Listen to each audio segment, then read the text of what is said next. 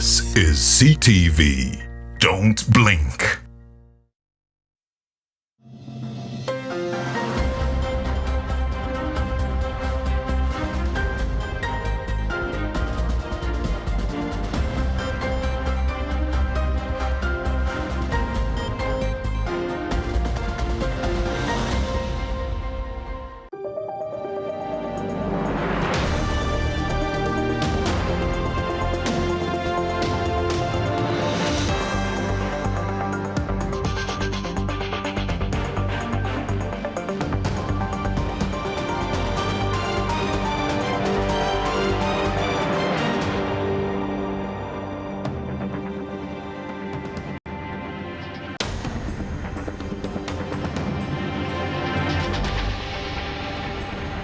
In the news tonight, Parliament warns government on rising debt, yet most of the money borrowed is either stolen by public officials or idle and attracting interest.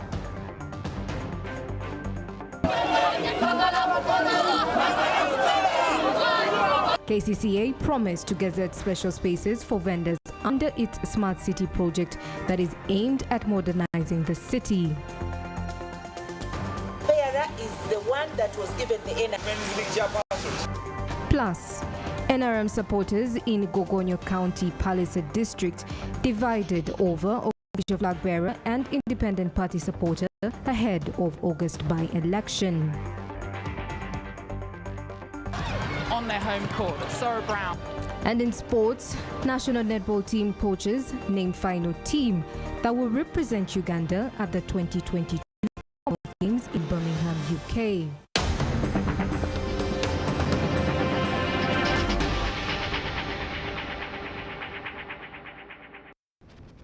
It is Thursday, the 14th of July, 2022. Welcome to the program. This is a PM edition. My name is Banajeta Pio, and on sign language is Isaac Luchamuzi. In our top story tonight, Parliament is alarmed by the rising public debt, yet most of the money borrowed to implement development programs is either mismanaged by public officials or is lying idle and attracting costly interest. The MPs say action is needed before Uganda runs into a debt crisis. The concern was raised by the Deputy Speaker Thomas Taibwa while presiding over today's sitting. During the sitting, MPs wondered why the 10 million euros that were borrowed to cater for the welfare and infrastructure development for Karamoja has never been utilized. This House passed a resolution approving a loan of 10 million euros to support Karamoja health facilities in Karamoja. Improvement of health facilities in Karamoja. It's 2 years ago. It has come to my attention that up to now, nothing has ever taken place. I was really pushed to dig out this information because of the current situation in Karamoja, where people are dying of hunger. People, the situation is really dire.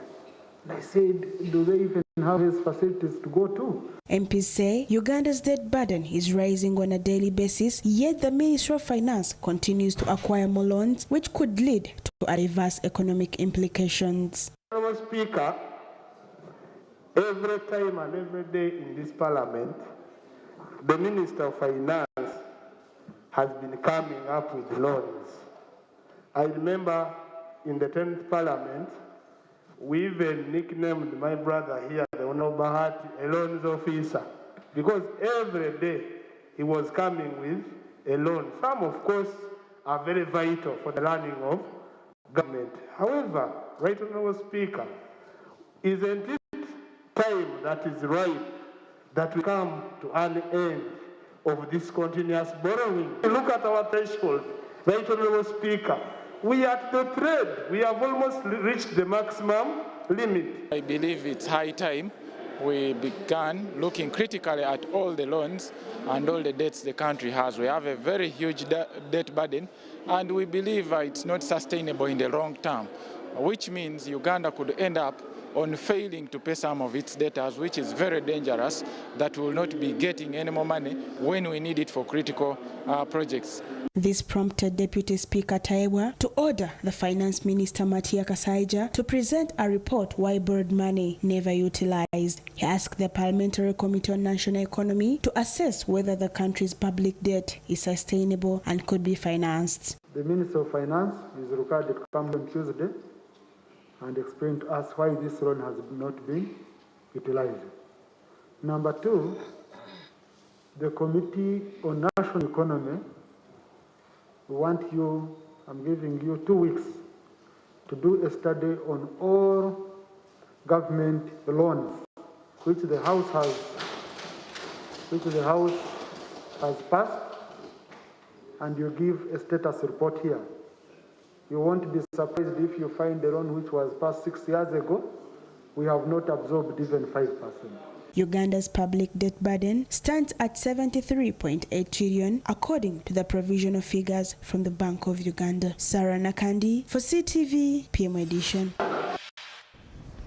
Thank you, Sarah. Still in Parliament, Deputy Speaker of Parliament Thomas Taebwa has directed the Minister of Education and Sports to take immediate action against musicians who dress indecently while performing at school events. Taebwa made the directive while presiding over today's parliamentary sitting, where the concern was raised by a member of Parliament. The matter of indecent dressing by some musicians who are invited to perform at schools was raised by Toro District woman MP Sarah Opendi. Opendi says that some schools don't care about the dress code of visitors, which promotes immorality. I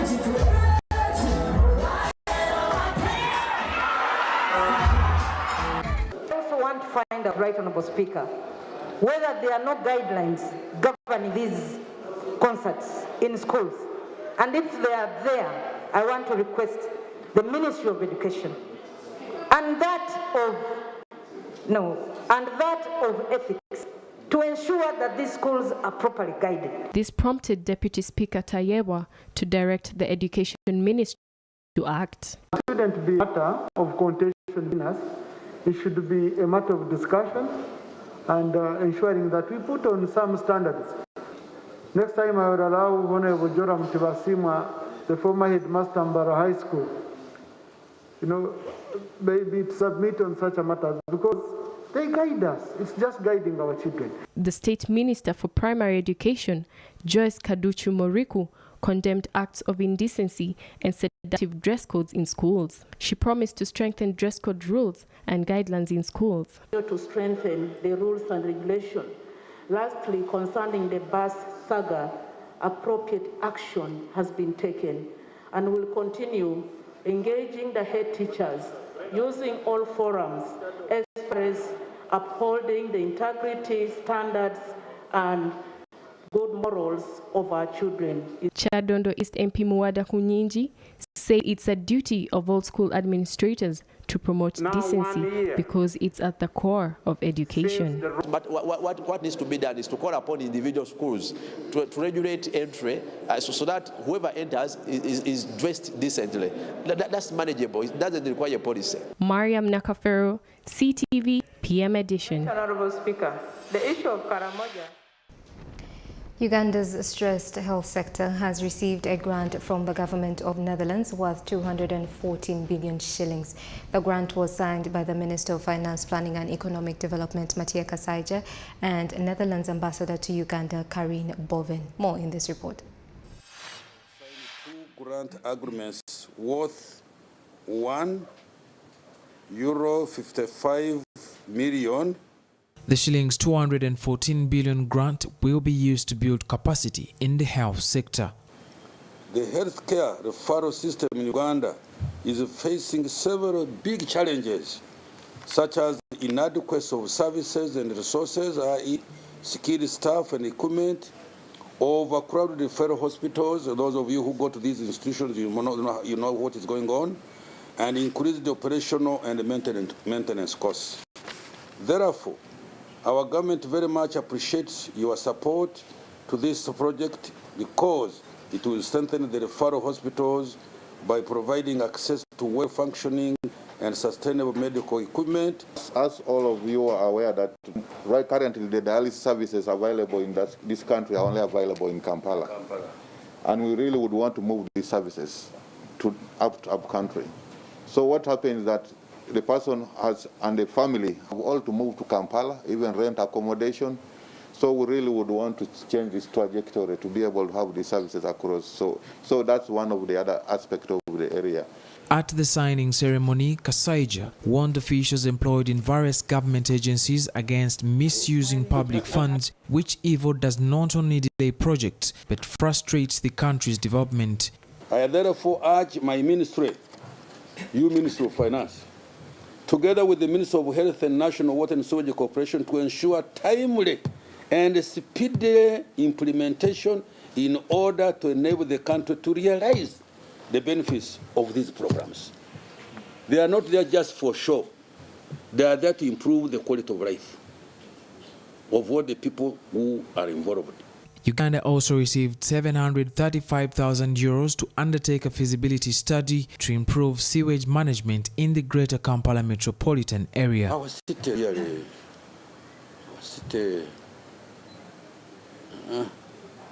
visitors are beginning really to detest coming to the city because there is that problem of traffic jam, borders, garbage collection.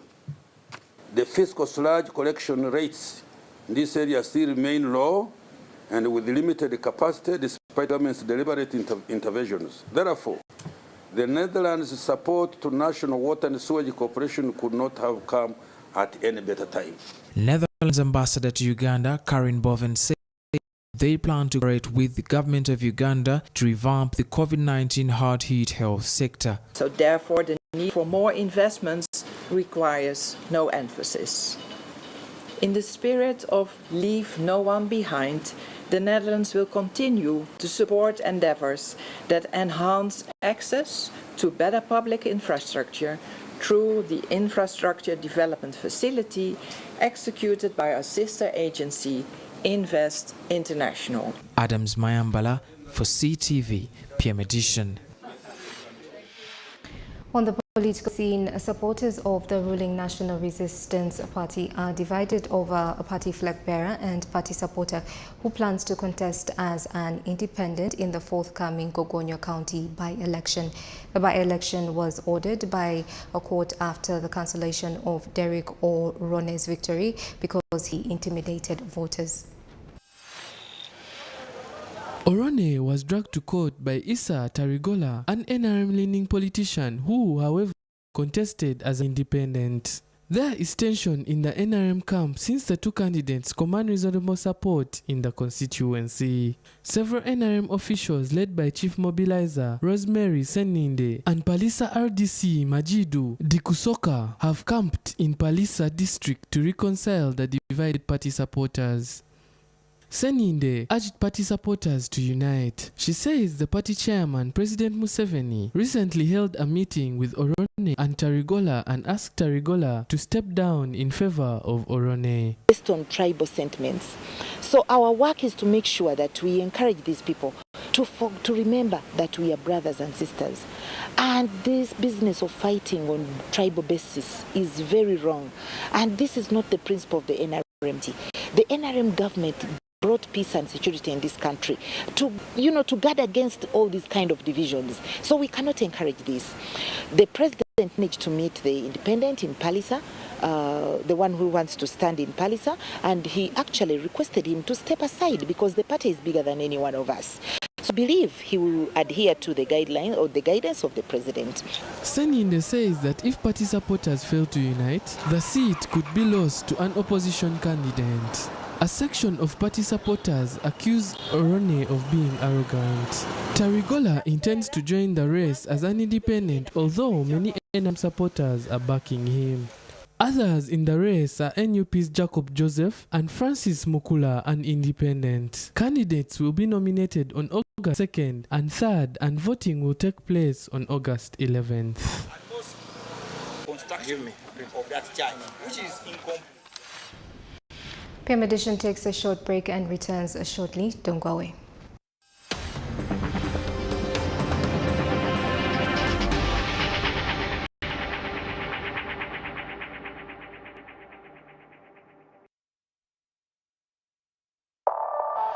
Since 1963, this shirt has united.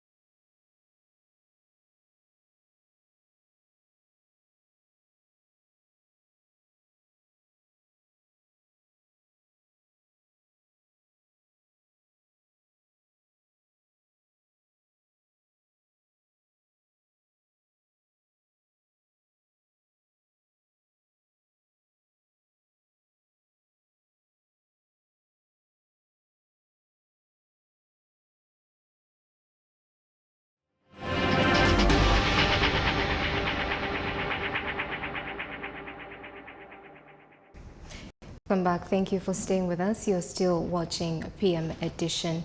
The leadership of Kampala Capital City Authority is mooting plans to allocate some space where vendors can sell their items. Earlier this year, hundreds of vendors were evicted from city streets by a combined force of police, UPDF and KCCA law enforcement officers. The latest development follows a meeting between hawkers, vendors and taxi drivers and stakeholders in the Central Business District of Kampala. Dorothy Chisaka, the executive director of Kampala Capital City Authority, says the eviction of vendors from Kampala streets was aimed at Kampala as smart city, which is organized to meet acceptable standards. Vendors and hawkers were evicted on January the 17th, and pedestrians, motorists and traders who operate in gazetted shops welcomed the move because the vendors had become a nightmare. Chisaka says they are planning to identify special spaces where vendors can be allowed to operate. Her announcement attracted cheers from some of the vendors who attended the meeting. Chisaka asked vendors, hawkers and taxi drivers in Kampala to embrace the parish development program because it's an incentive that can boost their income. Does he pay something? What does he sell? Let's have clarity about how hawkers are working in the city. After COVID, there were so many everywhere. Every place was congested.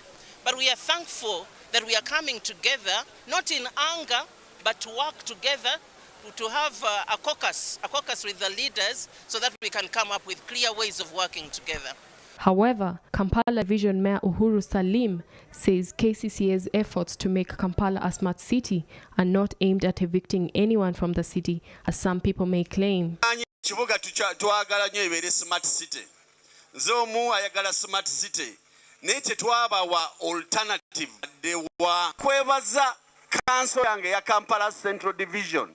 Yokayeka mu division etano nesalawo okuyamba aba vendors okulaba ebawa temporarily kubera nga basokola mu bibuga kino Kampala. Richard, the chairperson, Federation of Hawkers Association, says they are happy that KCA is ready to allocate spaces where they will sell their items.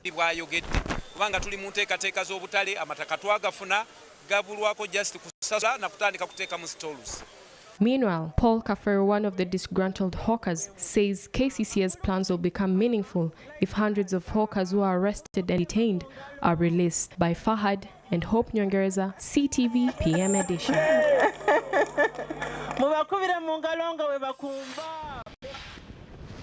Mulago Hospital has launched a training center where medical officers will be trained to use endoscopy in surgery. This particular procedure does not require surgeons to open body parts of patients. The center has been equipped by Koika, a Korean international agency. Shamim Natebwa has more. Patients in need of slight invasive surgery at Mulago National Referral Hospital have a reason to smile after the hospital acquired a training center where health workers will be trained to carry out such operations. The procedure manages a number of health conditions that include gallstone, appendix, among others. Doctors at the hospital have been carrying similar operations, but the medical facility did not have such a training center to equip more doctors. According to Josephat Jombwe, a senior consultant surgeon and the head of the gastrointestinal and liver transplant unit, they operate over 30 patients every month because of a limited number of surgery that can operate patients by using endoscopy. They are trying to train the new cadre of surgeons so that we can cover the whole country with people who are capable of doing these operations. But as Mulago, we are already doing that.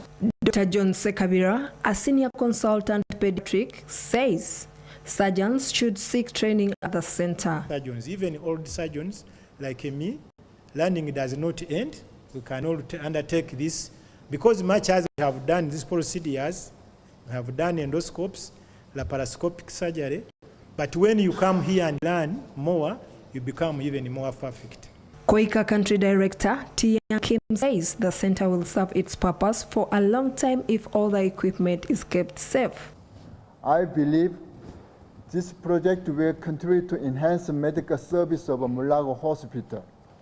And I hope Mulago Hospital will become the best hospital in Africa in the near future. Laparoscopy, another form of procedure that is on the training program, allows surgeons to access the abdomen and the pelvis without making large incisions in the skin. The procedure is increasingly being preferred by patients because it leaves small scars that heal quickly. Shamim Natebo with Tendon, CTV PM Edition. Thank you, Shamim, for that report. Now, in news from the region, President Alassane Ouattara received his predecessors Henry Konan Beddi and Laurent Gbagbo for a summit aimed at advancing reconciliation after a series of crises. And in Gambia, 5 former members of the intelligence service have been sentenced to death for the murder of a political activist during the rule of ex-dictator Yahya Jammeh. The idea of the meeting between the 3 men was one of the recommendations of the political dialogue between the government and the opposition earlier this year to calm the political temperature in Côte d'Ivoire. The country has experienced several political crises in recent years involving these 3 men who have been at the forefront of the political scene for decades. In 2010, the presidential duel between Laurent Gbagbo and Alassane Ouattara led to a post-election crisis that left some 3,000 people dead and led to Gbagbo's arrest in April 2011. In 2020, electoral violence during the presidential elections left 85 people dead and 500 injured. The election boycotted by Mr. Beddi saw the re-election of President Alassane Ouattara for a 3rd controversial term deemed unconstitutional by the opposition. The last meeting of the Big Three, as some call them, was more than 10 years ago. It was before the first round of the 2010 presidential elections. A Gambian court has sentenced 5 former members of the intelligence service to death for the murder of a political activist during the rule of ex-dictator Yahya Jammeh. High Court Justice Kumba Sila Kamara pronounced the sentence against the former head of the National Intelligence Agency, Yakumba Baji, after finding him guilty of murdering Ebrima Solo Sandeng, an important figure in the opposition United Democratic Party in 2016. The agency's former operations chief, Sheikh Omar Jeng, as well as NIA officials Babukar Salah, Lamim Dabo, and Tamba Masari were convicted on the same charges and sentenced to death by Banjul court. Sandeng was arrested during an April 2016 demonstration against Jammeh. He died in custody 2 days later after having been beaten and tortured. On the international scene, Sri Lankan protesters have announced they will be ending their occupation of official buildings as they vow to press on with their bid to bring down the president and a prime minister in the face of a dire economic crisis. And Russian missiles that struck a city in central Ukraine has killed 17 people and wounded about 90 more.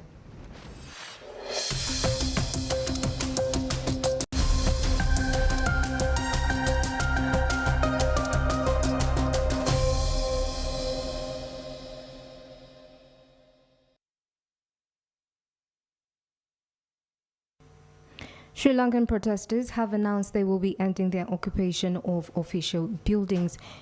The number of people injured during the clashes, which erupted on Wednesday in Sri Lanka, has increased to 84.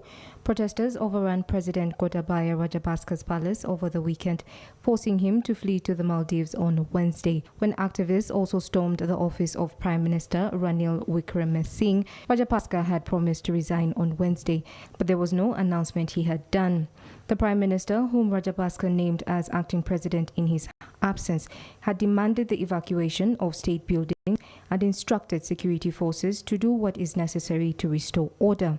A curfew was imposed from Thursday noon until 5 a.m. on Friday within the Colombo district, the Government Information Department announced today.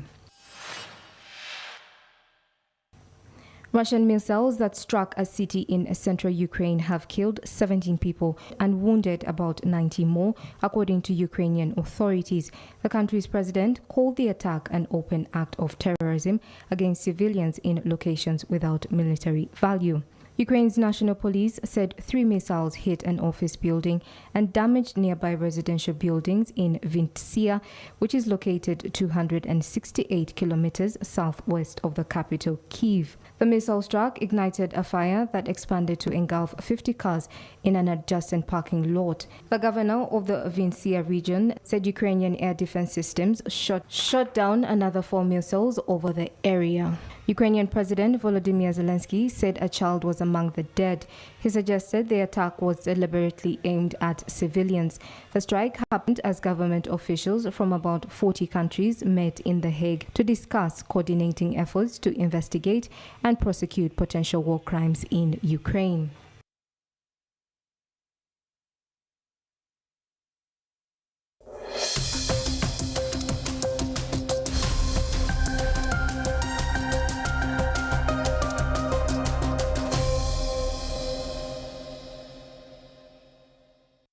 We take another short break, but stay with us. Sports is up next.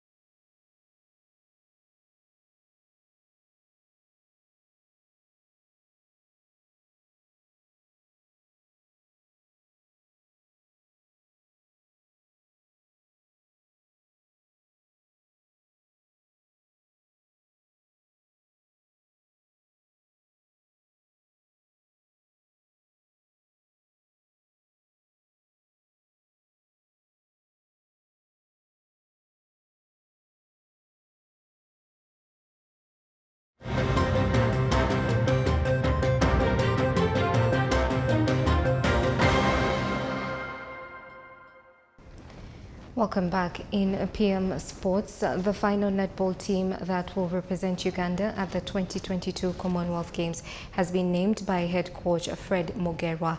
The 12 She Queen players are going for their second Commonwealth appearance that commences on July 28th in Birmingham, UK.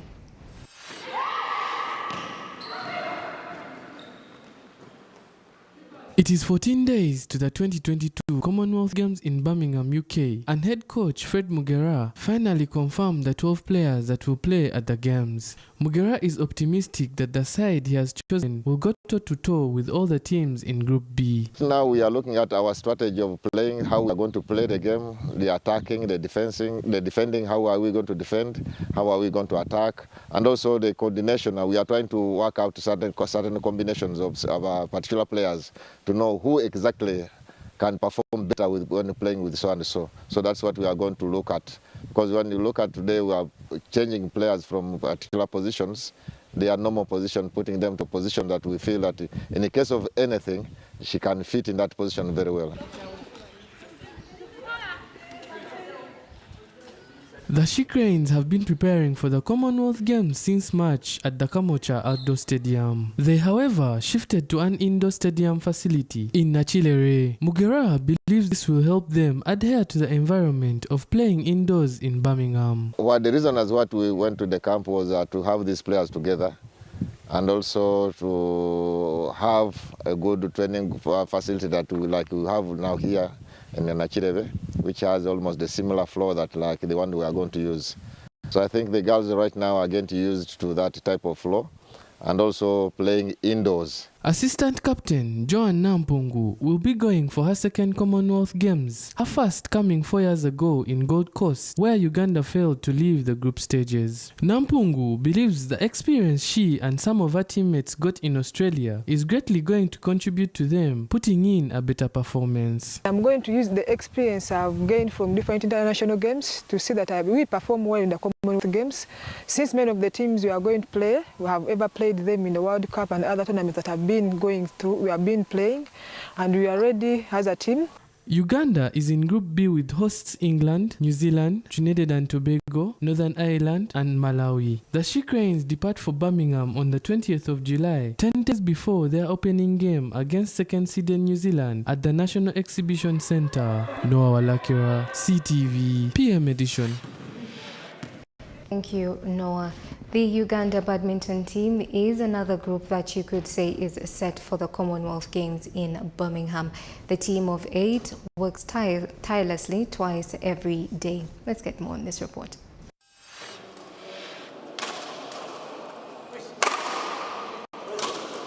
With 14 days to go to the 2022 Commonwealth Games to commence in England, in the city of Birmingham, the Uganda national badminton team is in preparations and training ahead of the Games. The team comprising of 8 players led by Captain Husina Kobgabe and others like Brian Kasirie, Fadila Shamika, Tracy Naluoza, Daniel Wanagalia, Rajab Natasha, Kenneth Mwambu, and Friday Atama are undergoing intensive training and fine-tuning for the Games.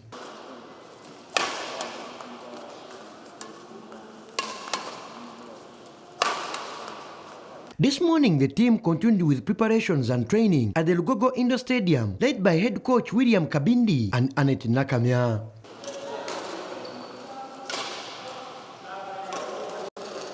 The head coach and president of the Uganda Badminton Association talked about the team preparations ahead of the Games. The preparations are ongoing and they're going on well. We've been in training for more than 2.5 months.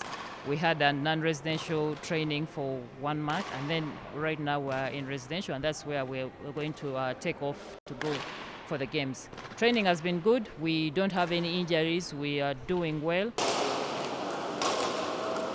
Preparations have been going on. We are in top gear, and actually it is good that we have no injuries, so we are ready to go.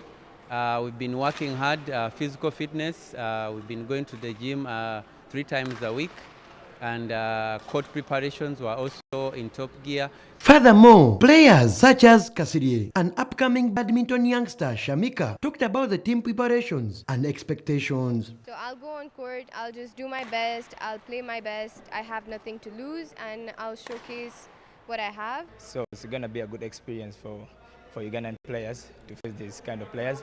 And I promise we're going to put up a show over there. Yeah. The Uganda badminton team will continue with preparations and training twice a day in the morning and evening at various venues for readiness before the championships commence on the 28th of July in Birmingham, UK. Saikasin Sekarara, CTV, PM edition.